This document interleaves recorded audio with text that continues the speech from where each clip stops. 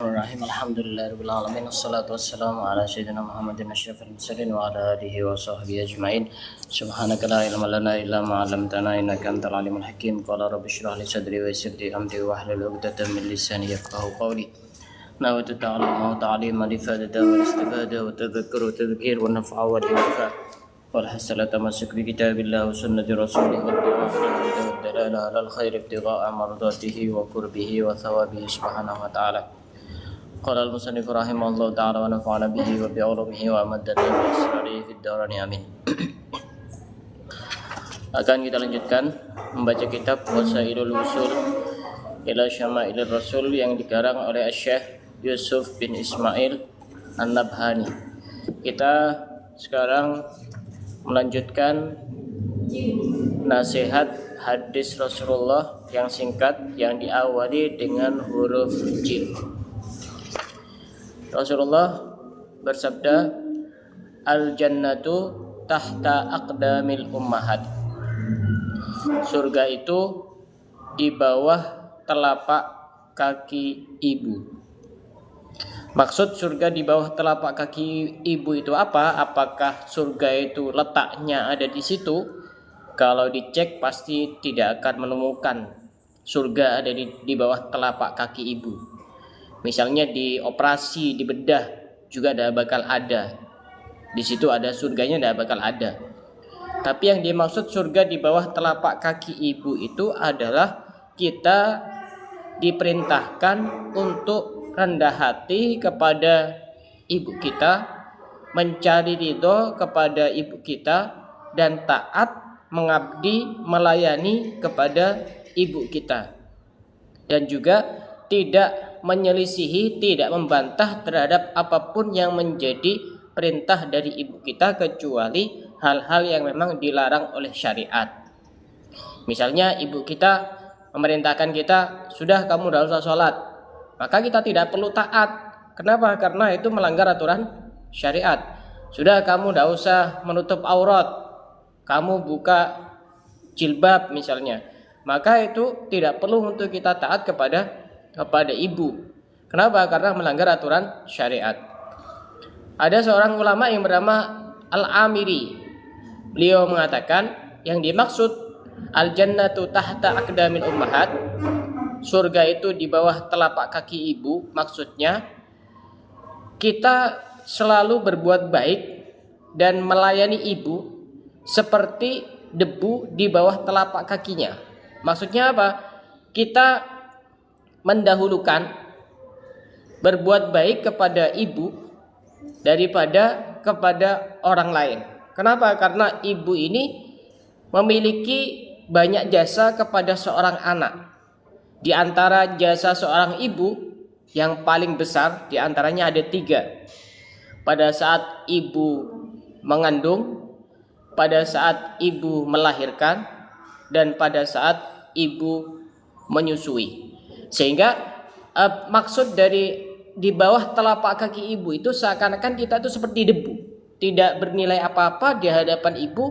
Kita itu harus banyak tawadhu, rendah hati, kemudian kita berbakti, berbuat baik, dan selalu memuliakan kepada ibu. Disebutkan juga oleh sebagian ba'dus sufiyah, sebagian ulama ahli tasawuf, hadis ini memiliki 2 pengertian.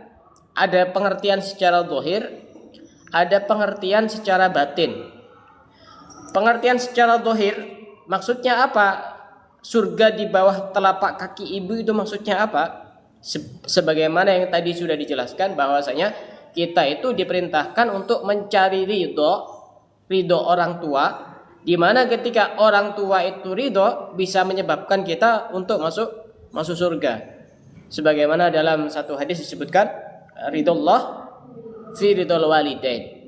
Ridho Allah itu terletak kepada ridho kedua orang tua. Artinya apa? Artinya kalau Allah itu sudah ridho kepada kita disebabkan karena orang tua ridho kepada kita, maka itu satu tanda bahwa kita nanti akan dimasukkan ke dalam surga. Ada makna yang menarik di sini. Makna yang kedua, makna secara batin. Makna secara batin surga di bawah telapak kaki ibu itu apa?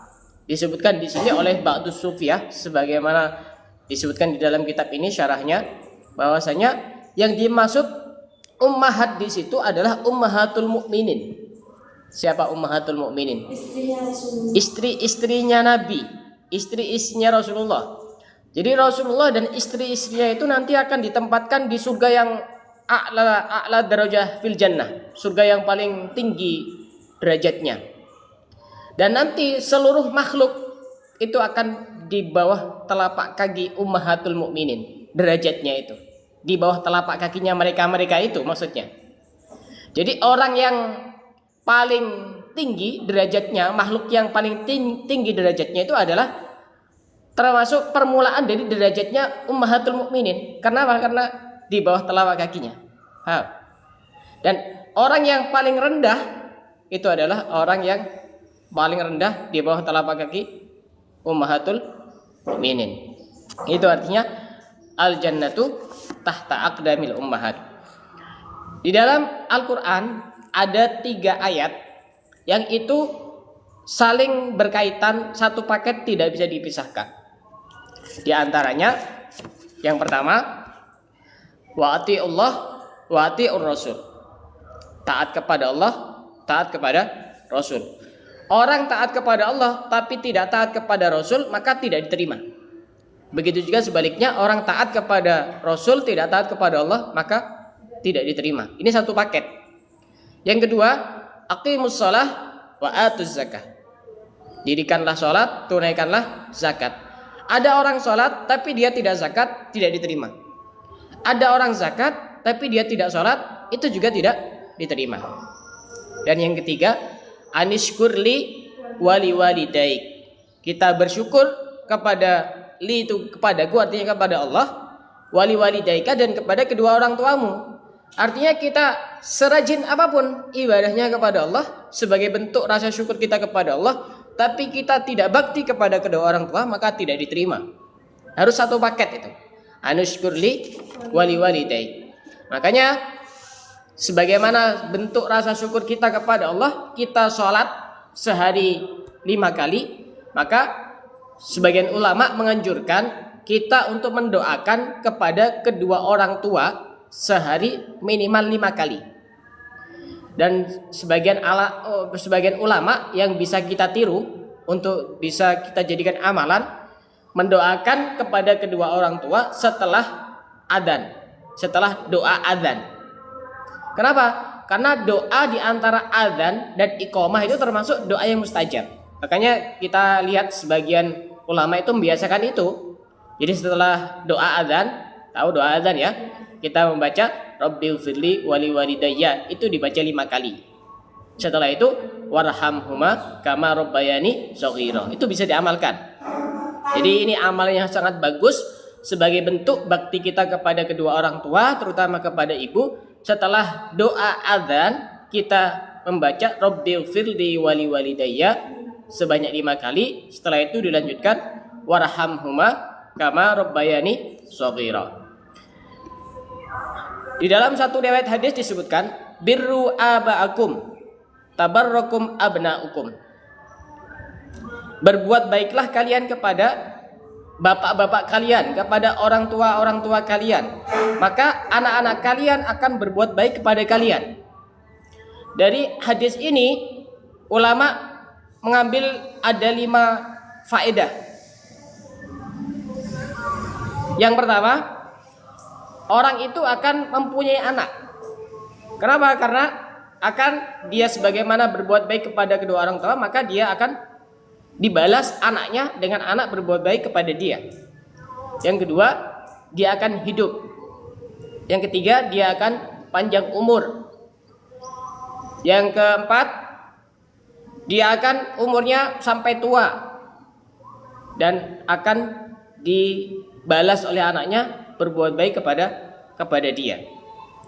Dan di antara dosa yang balasannya itu setelah nanti dibalas di akhirat juga disegerakan di dunia adalah dosa durhaka kepada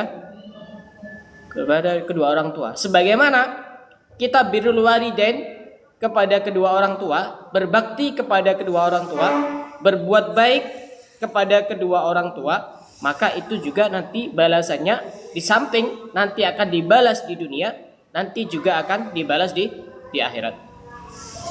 Diceritakan pernah Sayyidina Abdullah bin Umar bin Khattab melihat ada seorang laki-laki menggendong seorang perempuan yang sudah sangat tua renta, digendong dan dipakai untuk mengelilingi Ka'bah, tawaf mengelilingi Ka'bah.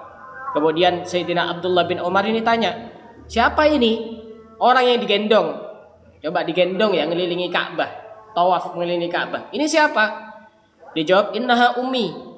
Ini adalah ibuku. Kemudian orang ini yang menggendong ibunya ini tanya kepada Sayyidina Abdullah bin Umar, apakah dengan saya menggendong ibu saya ini untuk melakukan tawaf mengelilingi Ka'bah, apakah sudah bisa memenuhi hak saya kepada ibu saya sebagai anak kepada kedua orang tua?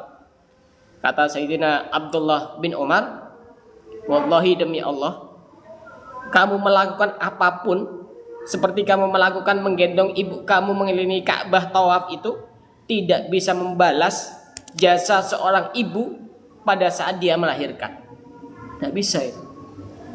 Pada saat ibu melahirkan tidak bisa dibalas dengan menggendong, apalagi jasa-jasa yang lain. Makanya ibu ini benar-benar tinggi derajatnya di sisi Allah.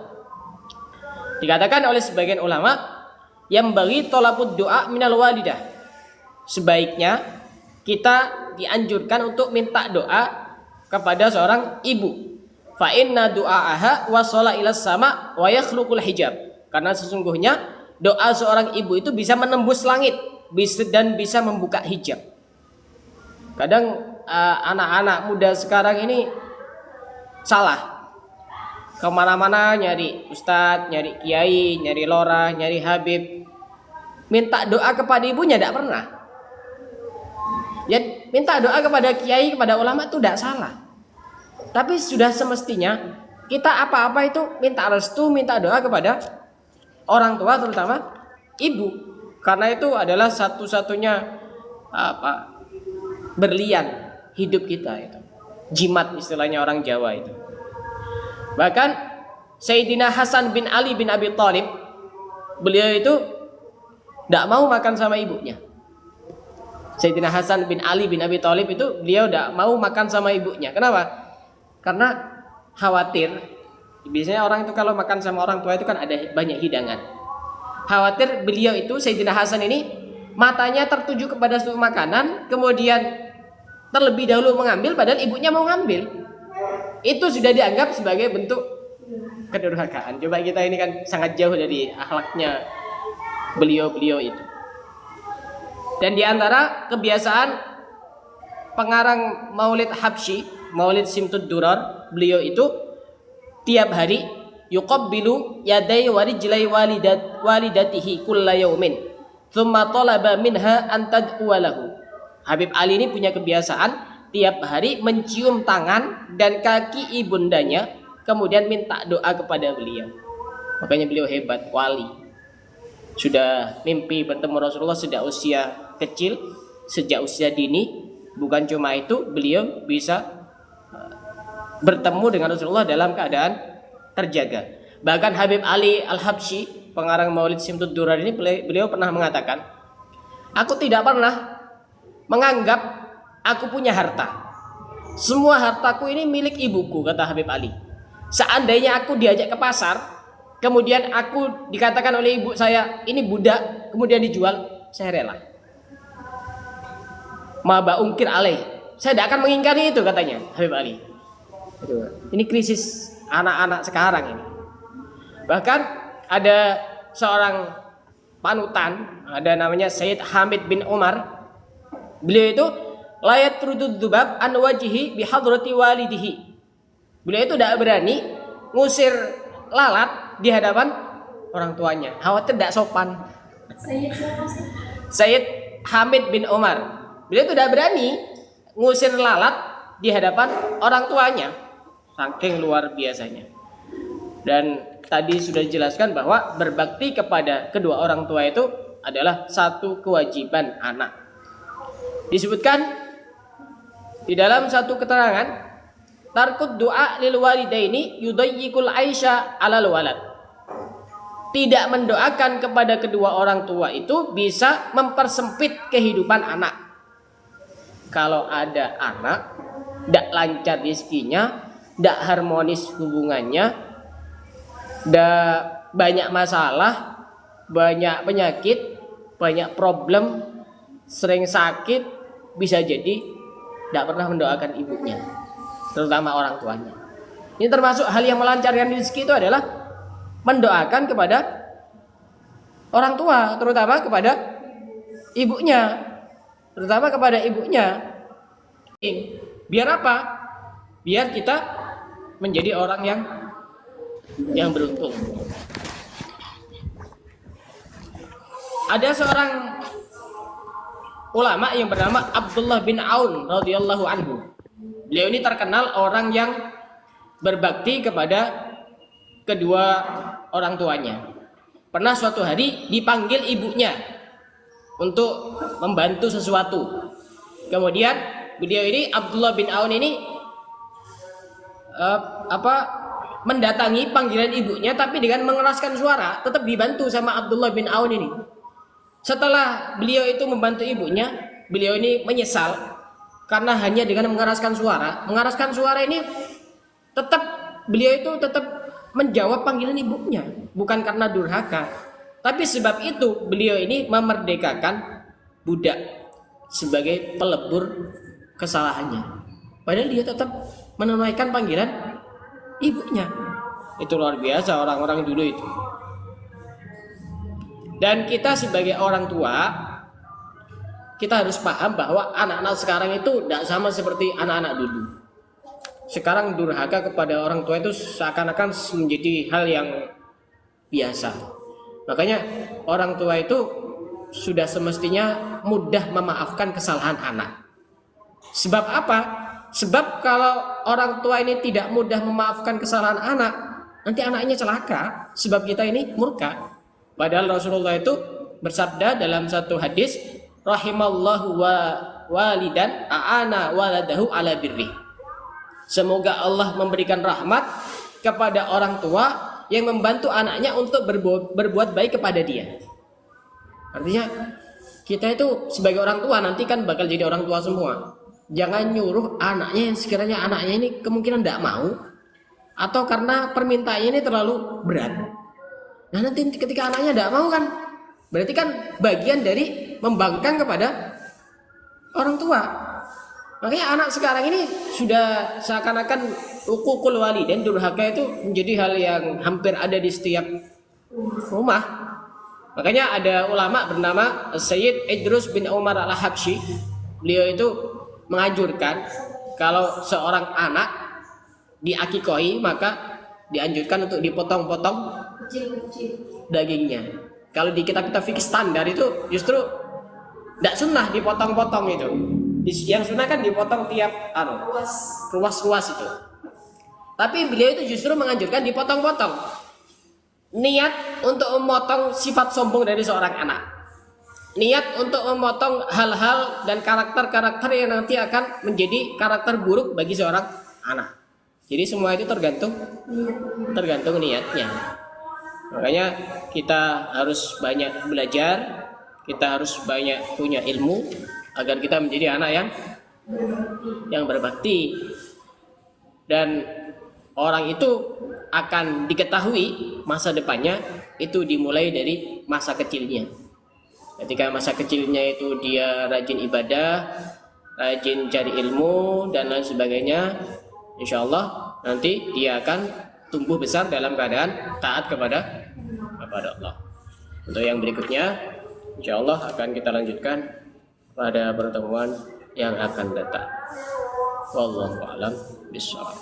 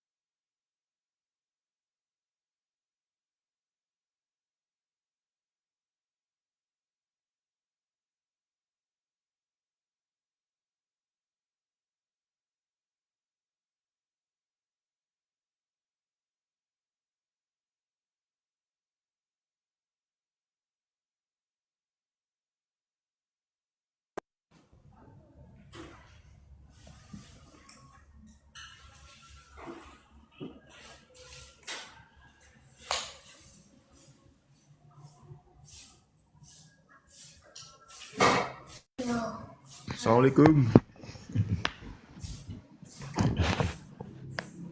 Suaranya keluar nih. Ya, keluar. Nah, Niko biasanya Tata Husin. Tapi Husin, jangan masuk dibalas, Tata Husin. Kenapa? Tata Husin nonton dari tadi. Monggo. Oh iya, Ustaz. suara saya keluar ya. Saya udah pakai mic tadi. Loh, jelas malah Mi. Bersih malah. Iya, soalnya kan deket. Bagus toh ini. Mm-mm. Monggo Tata Husin, masuk Tata Husin. Ini Gusti Allah. Oh, welcome. Jelas Gus. Tata Husin praktisi dua dunia Banyuwangi, dunia Situbondo. Ah. Oke. Saya tak off dulu setelah Siap. seharian beraktivitas. Kalau 1 jam biasanya dapat poin biasanya nih. Bah, Oh iya. ke bawah yang Oke, kenapa ya? siap.